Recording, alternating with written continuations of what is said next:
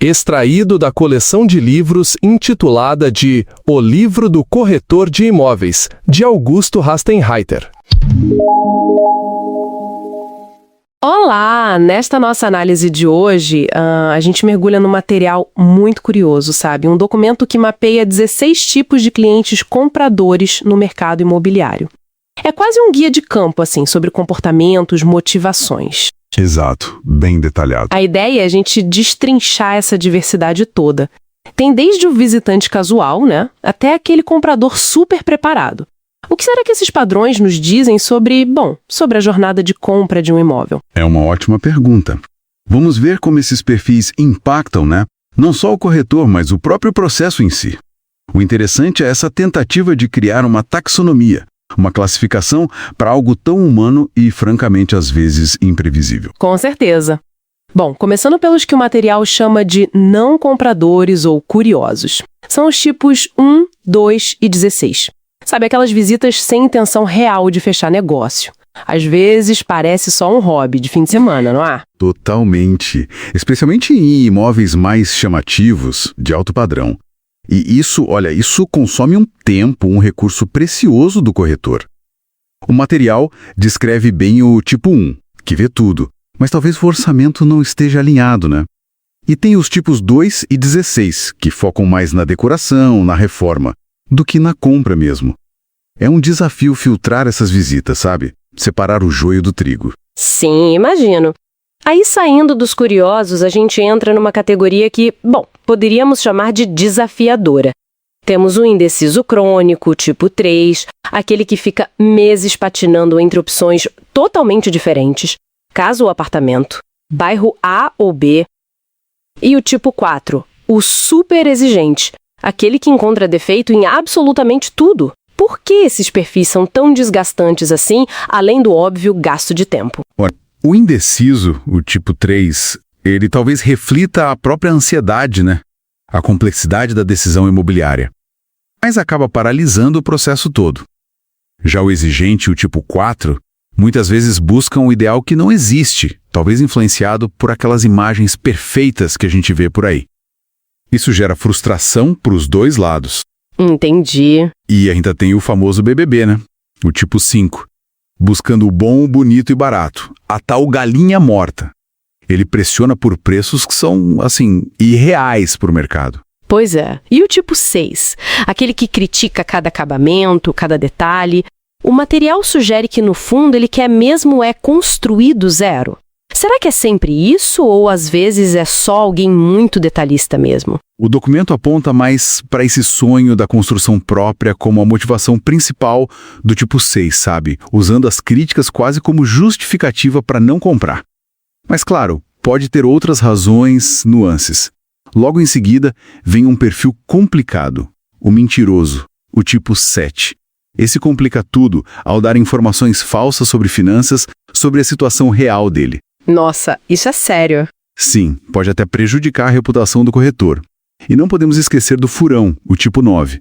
Aquele que marca e não aparece, ou some, não responde. É tempo perdido e, pior, oportunidades reais que vão embora. Muita perda de tempo, né? Agora que a coisa fica realmente interessante. Vamos falar dos perfis que agem de má fé. Os tipos 10 e 15. Eles parecem ter um objetivo em comum. Pegar os dados do imóvel para tentar falar direto com o proprietário, né? Para pular o corretor. Exatamente. O texto até levanta a possibilidade do tipo 10 ser um colega de profissão disfarçado.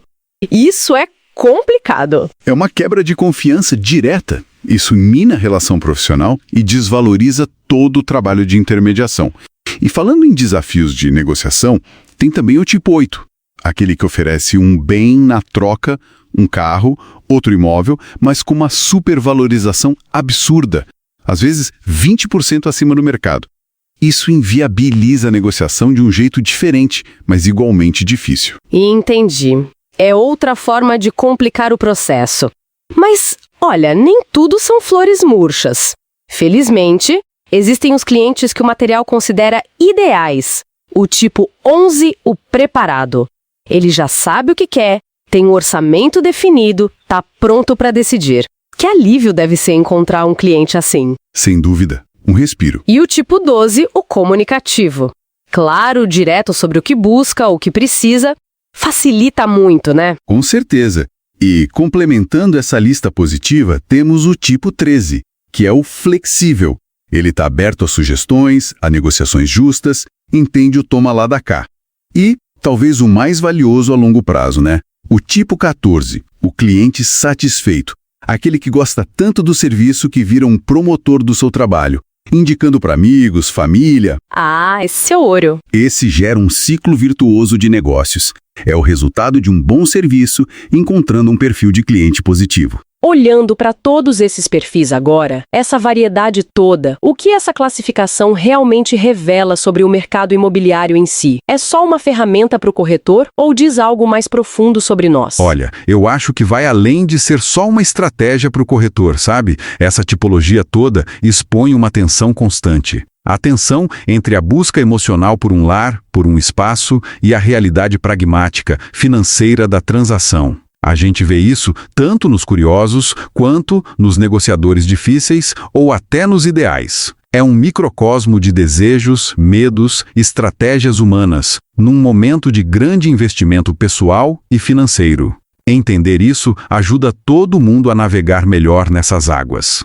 Faz todo o sentido. Então, para quem trabalha na área, é como um mapa útil, né? Para otimizar o trabalho, talvez até evitar algumas ciladas. E para quem está comprando ou vendendo, pode ser um espelho interessante para pensar no próprio comportamento durante esse processo todo. Exato. Isso nos deixa com uma provocação final. Uma questão para pensar. Será que as novas tecnologias, as redes sociais, a economia compartilhada ou mesmo as recentes crises econômicas, né? Será que tudo isso já não está moldando novos perfis de compradores? Ou alterando significativamente o comportamento desses 16 tipos que a gente acabou de discutir? Fica aí a reflexão sobre como esse cenário continua evoluindo, né? O que mais vem por aí?